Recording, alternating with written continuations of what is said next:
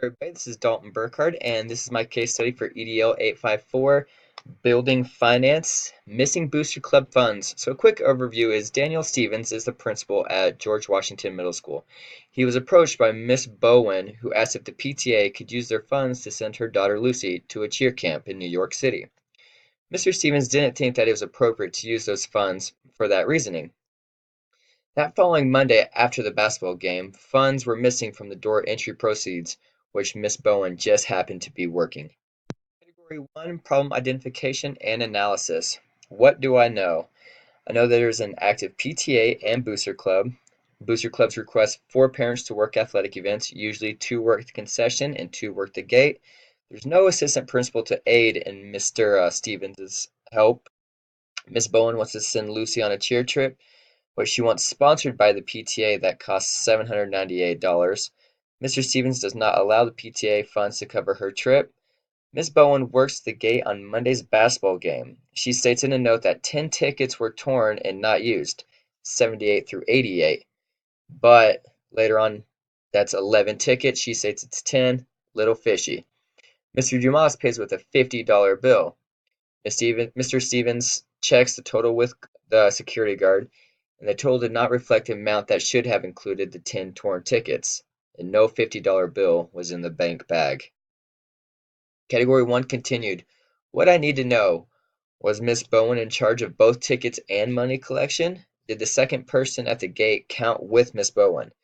Did Miss Bowen collect funds for Lucy prior to her work in that event?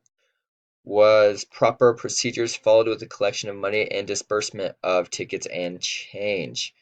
And were there 10 or 11 tickets torn? 78 through 88. Identify the problem.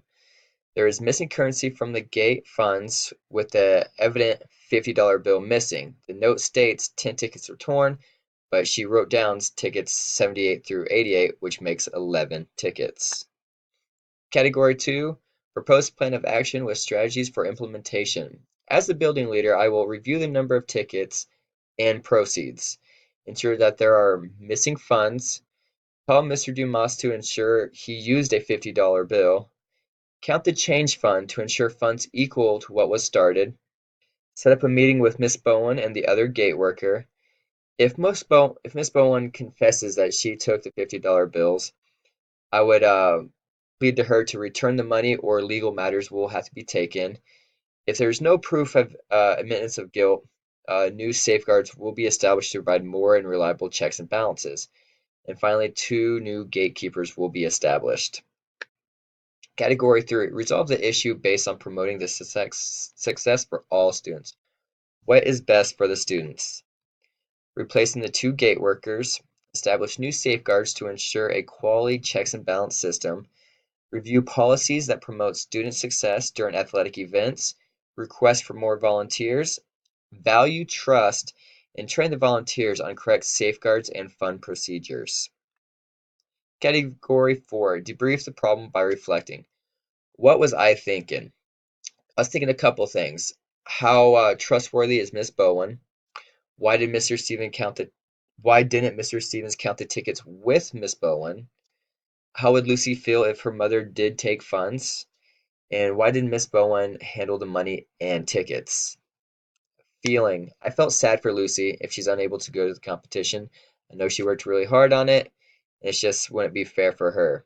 And I'm also mad that if the money was missing, if it was taken. I don't like theft and just breaks trust. And finally, I was confused why only 10 tickets were told to be torn when 11 were missing. So $55 should be missing, not just 50 for the 10 tickets. And valuing the honesty within my own building, the hard work from Lucy, the knowledge to check over the tickets and sales from Mr. Stevens, and the honesty from the concession workers. Category 4 continued. Unresolved issues. What happened to the missing funds? Did Lucy find other fundings for her trip? Why were there only 10 tickets stated when 11 were missing? And will additional safeguards be put into place?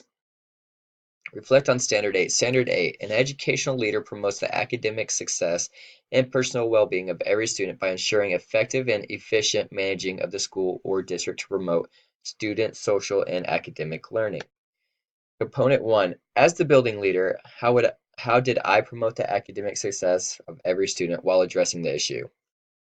Well, first, I ensure student success by having a learning environment where honesty is valued when handling funds, provide supportive resources for implementing safeguards, ensure the volunteers are providing the students with honesty and integrity, high expectations for all students when attending the events, and complete internal audits and boosters and organizations to ensure that the funds are there and that they are used for student success.